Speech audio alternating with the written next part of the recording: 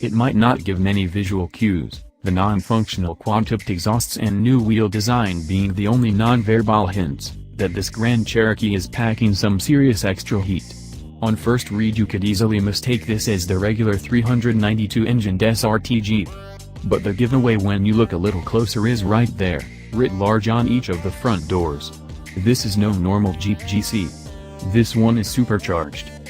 Which in the US FCA family today means it's fitted with the company's 707 bhp 6.2-liter V8 monster engine, as first fitted in the Hellcat Charger and Challenger. And then most recently, with some trick upgrades and another 133 bhp, in the Demon. Which in anyone's language means it's fast. Really, really fast. Try a 180 miles per hour unlimited top speed allied to a 3.3 second 0 to 60 miles per hour time. We know, we did it several times, just to be sure. That makes it quicker to 60 miles per hour than most cars with exotic names.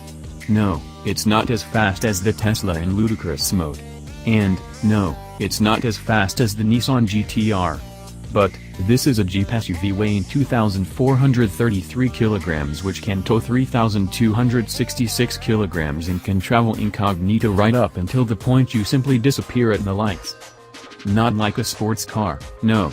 The extra 100 pounds plus weight of the big engine is right up there at the front, helping to induce understeer.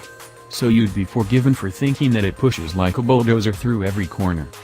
And it does if you just try to get it through the corner on steering alone. The trick, which SRT's engineers, all avid racers, will tell you is you have to steer with the throttle. Just press the launch control button, squash the brake pedal, then the throttle, sidestep the brake and boom.